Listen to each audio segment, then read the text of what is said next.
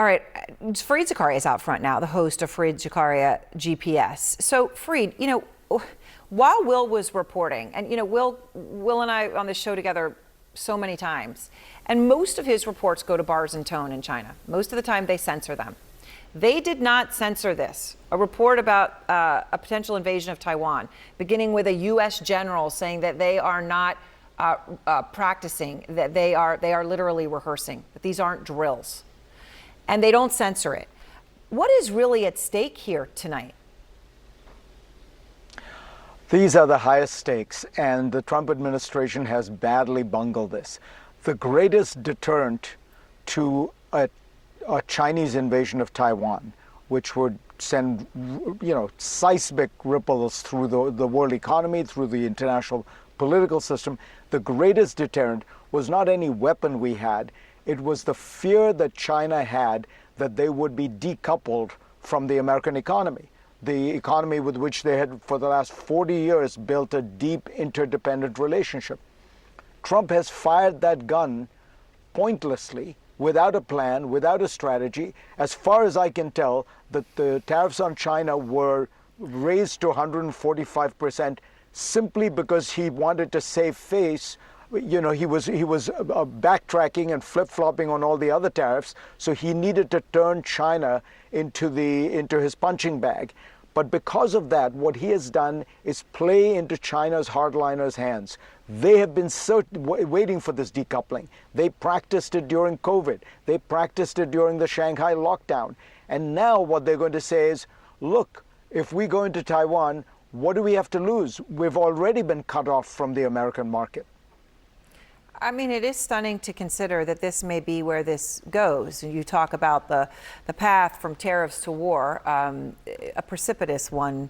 In China, I want to just show this. Will Ripley, showed that post that the foreign ministry recently posted on X. So this post, Fareed, has now 13 million views. So what it's of is the former leader Mao Zedong speaking during the Korean War era. Now that is the last time, the Korean War, when China and America were actually at physical war, clashing on a battlefield, right? That's being posted now. And he says, in part, Mao, no matter how long this war lasts, we will never yield. And that is trending now in China. I know this feeds into what you're talking about, but the symbolism here is so culturally significant.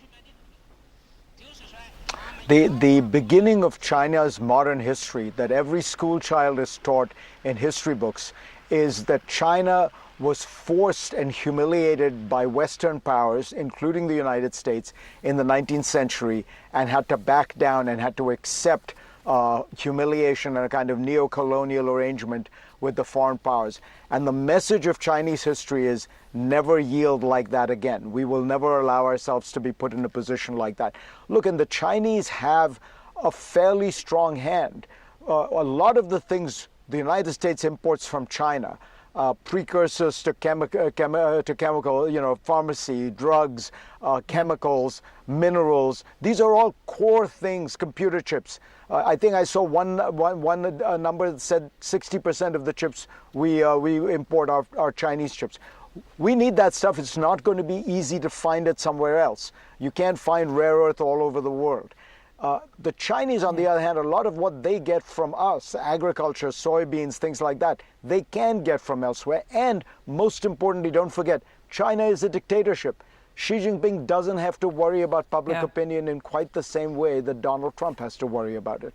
No, you also just came out with an op-ed, Fareed, and you talk about the tariffs. And in this, you write about your own context on it, growing up in India, a country obviously riddled with tariffs and where, no business could survive of any size. It was all about what kind of government handout you were getting or who, you were. It was corruption. You go on to say, when I got to America, I was thrilled to see that most businesses went about their work with little care as to who was in the White House. But now I watch tech pioneers give interviews slavishly extolling Trump's genius, and Wall Street titans race to post North Korea-style congratulations to the president for his brilliance in rescuing the economy from his own actions.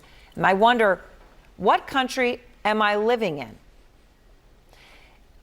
How significant is this moment for you, Fareed, as you see this? It's a very sad moment, honestly, because to me, as a kid coming to America, America was the city on the hill, the shining example of how a modern economy should work. You have a market, you have rules, you have laws, everybody plays by them. It doesn't matter whether you know the prime minister, the president, a senator. That wasn't important. What was important was the merit. Did you have a good product? Could you sell it to people?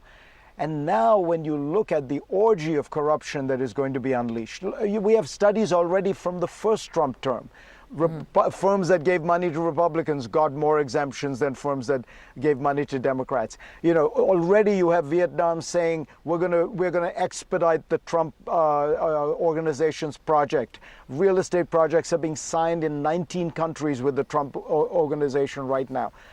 All of it says to you that this is an economy where political favor, knowing people, all that has become the key, not the market. Which was the glory of the American economy. All right, Fareed, thank you very much. And I just want to show everyone what is on screen right now in China as this report aired. As I said, this is just when Fareed was talking about Mao Zedong. When we had that particular part of the conversation, it went to bars, Fareed. The rest of the conversation, Will Ripley's report, all of that, they did not censor. I say that just to emphasize the closeness with which they are watching this and making these decisions. So the part about invading Taiwan, they obviously wanted that to go out there. Now it was censored, obviously, during the Mao Zedong comments.